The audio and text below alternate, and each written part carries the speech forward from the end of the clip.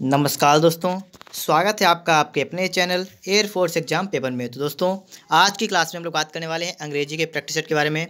तो देखिए, ये प्रैक्टिस सेट नंबर 13 है। यदि आपने इससे पहले के प्रैक्टिस सेट नहीं देखे हैं तो उसका लिंक आपको डिस्क्रिप्शन बॉक्स में मिल जाएगा, वहाँ से जाकर आप सभी वीडियो देख सकते हैं। तो चलिए स्टार्ट करते हैं। इसमें देखिए क्वेश्चन नंबर 5 आपके सामने लिखा हुआ है, जिसमें लिखा है कि choose the correct verb from the choice. आपको यहाँ से करेक्ट वर्ब जो है चूज करनी है, जिसमें नंबर 5 लिखा हुआ है आई।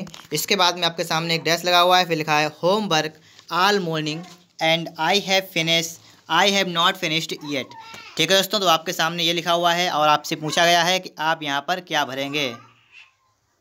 तो इसके लिए आपको क्या करना पड़ेगा, यहाँ पर देखिए यहाँ पर लिखा है ऑल मॉर्निंग। ठीक है, आप सही से पढ़िएगा, ऐसे आपको दिख जाएगा ऑल मॉर्निंग। ठीक, मतलब क्या होता है, ऑल माने सभी, मॉर्निंग माने सुबह, मतलब रोज़ सुबह, आज कल परसों, मतलब रोज़ प्रतिदिन काम करना पड़ता है उसे। ठीक है, तो इसके लिए क्या होगा, इसमें ऑप्शन नंबर आपके सामने लिखे हुए हैं। तो ऑप्शन नंबर ए में देखा है हैव बीन डूइंग, तो होगा I have been doing homework all morning and I have not finish yet, कि मैं प्रतिदिन जो है सुबह को होमवर्क करता हूँ, फिर भी हमारा होमवर्क जो है पूरा नहीं हो पाया है। ठीक है, तो यहाँ पे क्या होगा, हैव बीन डूइंग। तो ऑप्शन नंबर ए जो है वो इसका करेक्ट हो जाएगा। और इसके बाद देखिएगा नंबर 6 में बात की गई हमारी है कि if it rains the match dash cancelled. मतलब क्या है कि यदि वर्षा होती है तो मैच कैंसिल कर दिया जाएगा। तो इसके लिए आपको यहाँ पर सिंपल सा ऑप्शन नंबर बी में रखा है विल हैव, तो आपको यहाँ पर विल हैव भी कैंसिल्ड लिखना पड़ेगा। क्यों? क्योंकि यहाँ पर आपको देखना है कैंसिल्ड लिखा हुआ है, इसका मतलब ये पैसिव बना हुआ है। तो इसलिए फ्यूचर इंडेफिनिट के पैसिव की साइक्रिया होती है विल बी शैल बी, तो इसलिए यहाँ पर विल बी लिखा जाएगा। ठीक है दोस्तों, तो आपका ये डाउट भी क्लियर हो गया होगा। यहाँ पर क्या भरेंगे, विल बी। और देखिए इसके बाद में देखिए क्वेश्चन नंबर 7 में हमसे कहा गया है कि ही डैश लगा हुआ है, इसके बाद है us to go out in the boat last Sunday. अब यहाँ पर देखिए आपको दिख गया है लास्ट लगा है। ठीक है, अब देखिए जब लास्ट लगा होता है तो हम लोग क्या करते हैं, लास्ट का मतलब होता है पास्ट, मतलब हम लोग सिंपल पास्ट में पहुँच जाएंगे। ठीक है, और सिंपल पास्ट में पहुँचने के बाद देखिए हमारी ये दो ए और सी वाला ये तो हो नहीं सकता है, तो हमारा जो है बी वाला जो है ये ऑप्शन करेक्ट हो जाएगा। ठीक है, सिंपल पास्ट में सेकेंड फॉर्म लगती है सिंपल वाक्य, और यदि निगेटिव वाक्य है तो डिड नॉट लगता है। तो ऑप्शन नंबर बी जो होगा वो इस क्वेश्चन का करेक्ट आंसर हो जाएगा, डिड नॉट अलाउ। और देखिए इसके बाद में बात की जा रही है कि choose appropriate preposition for each blank, मतलब प्रत्येक खाली स्थान के लिए आपको प्रीपोजिशन को चूज करना है, जिसमें 8 नंबर में लिखा हुआ है we reached Delhi at exactly 6 o'clock। ठीक है दोस्तों, तो यहाँ पर देखिए बी रीच्ड और दिल्ली लिखा है, यहाँ पर डैश लगा हुआ है, इसमें कोई भी प्रीपोजिशन का हम यूज नहीं करेंगे। तो सिर्फ क्या लिखेंगे, नो प्रीपोजिशन रिक्वायर्ड। ठीक है, नो प्रीपोजिशन रिक्वायर्ड। और देखिए इसके बाद नंबर 9 की बात की जा रही है, यहाँ पर है कि the children are fond swimming in the pond. Dash लगा हुआ, देखिए हमेशा आप याद रखिए फॉन्ड के बाद हमेशा क्या आता है, ऑफ आता है। ठीक है, और फॉन्ड ऑफ का मतलब क्या होता है, फॉन्ड ऑफ का मतलब होता है शौकीन होना। इसका मतलब है बच्चे स्विमिंग इन द मतलब पॉन्ड मतलब क्या है, तालाब में स्विमिंग करने के शौकीन है, तो यहाँ पर क्या रहेगा, ऑफ रहेगा। ठीक है, तो आप लोग इसे तो याद कर लीजिए, बिल्कुल फॉन्ड के बाद हमेशा क्या आता है, ऑफ। और फॉन्ड ऑफ का मतलब क्या होता है, शौकीन।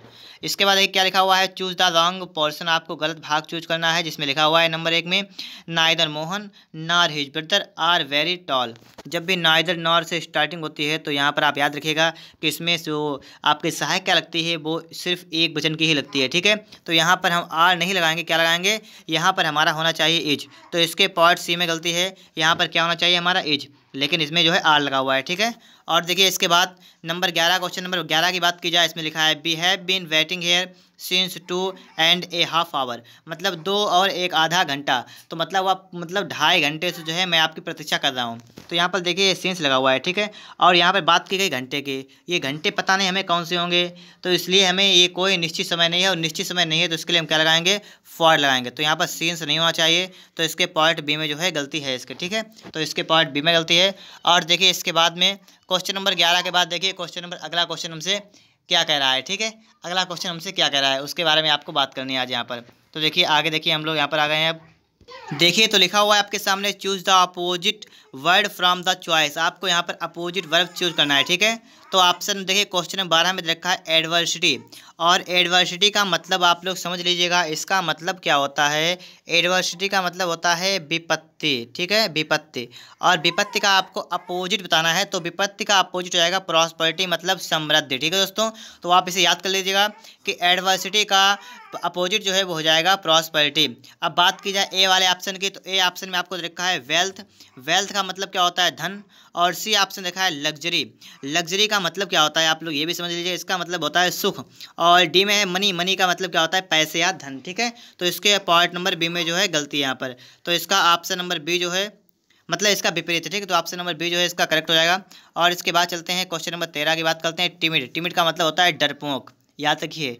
टिमिड का मतलब क्या होता है डरपोक, और इसका आपको क्या होता है ना अपोजिट, इसका मतलब हो जाएगा ब्रेव, BRAV, ब्रेव माने होता है बहादुर, ठीक है। तो टिमिड का अपोजिट होगा ब्रेव। अब अगर आपसे पूछ दिया जाए कि टेंडर का मतलब क्या होता है, तो टेंडर का मतलब होता है कोमल। और आपसे पूछा है टाल का मतलब क्या होता है, तो टाल का मतलब होता है लंबा, और बिग माने होता है बड़ा। तो टिमिड का क्या हो जाएगा ब्रेव। और देखिए इसके बाद में कहा गया है ऑप्शन मतलब choose the wrongly spelled word, आपको इसमें से गलत शब्द को चूज करना है, जिसमें आपके लिए 14 का ए नंबर लिखा है फुलफिल, FULLFIL, यही आपकी स्पेलिंग जो है ये गलत है, ठीक है। बकाया ब्यूटीफुल वो भी सही है, ब्यूटीफुल होता है सुंदर। स्किलफुल, स्किलफुल भी आपकी बिल्कुल सही है, इसका मतलब होता है कुशल। और इसके बाद किया 12th माने होता है 12, तो 12वां बताओ, मतलब ये वाले इस तीनों स्पेलिंग सही हैं और ये वाले गलत है। इसकी क्या होगी सही, फुलफिल की होगी FULFILL, ठीक है। FULFILL, इसका मतलब होता है पूरा करना या पूर्ण करना, ठीक है।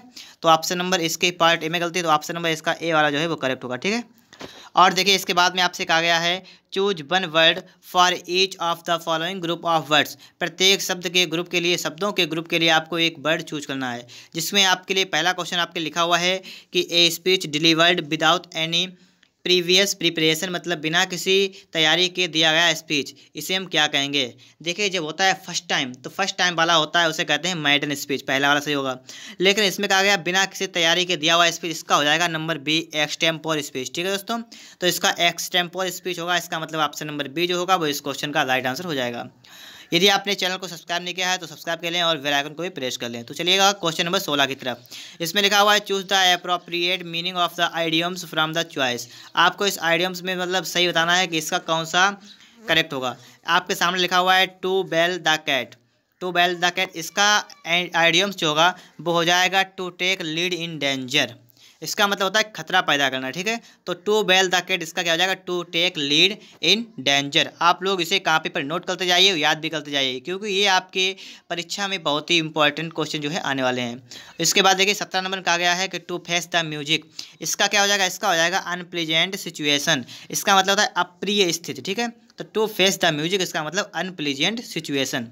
अब देखिए नंबर 18 में हमसे क्या कहा गया है choose the correct indirect speech, आपको इनडायरेक्ट स्पीच को चूज करना है। यहाँ पर लिखा है she said I was reading a book, was लगा हुआ है, तो इसका मतलब क्या होगा, ये है वाक्य जो है इसमें देखिए रिपोर्टेड स्पीच जो है वो किसमें लिखी हुई है पास्ट कॉन्टिन्यूअस में, तो ये हो जाएगी पास्ट परफेक्ट कॉन्टिन्यूअस में। तो देखिए यहाँ पर आपको देखना है यहाँ पर कि पहले वाले में बात लगा, पहला गलत हो गया। बी वाले में लिखा है कि हैड रीड, तो ये भी गलत हो जाएगा। और सी वाले में है हैड बीन, चौथे में सेल भी ये गलत हो जाएगा। तो ऑप्शन नंबर सी जो होगा इस क्वेश्चन का करेक्ट आंसर हो जाएगा ऑप्शन नंबर सी, ठीक है दोस्तों। अब देखिए 18 के बाद 19 नंबर हमसे क्या कहा गया है, 19 नंबर है choose the correct passive voice from the given option, passive voice आपको चूज करना है यहाँ पर।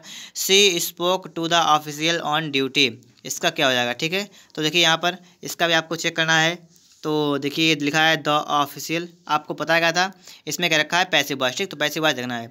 स्पोक लगा हुआ है, इसका मतलब है कौन सा टेंस है, ये टेंस है आपका पास्ट इंडिफिनिट, ठीक है। तो पास्ट इंडिफिनिट की साइक्रिया क्या होती है, इसके लिए पैसिव की साइक्रिया होती है वाज वर, तो आपको वही चेक करना है, ठीक है। पहला लिखा हुआ है the official on duty was spoken to by her, दूसरा है the official was spoken to by her on duty.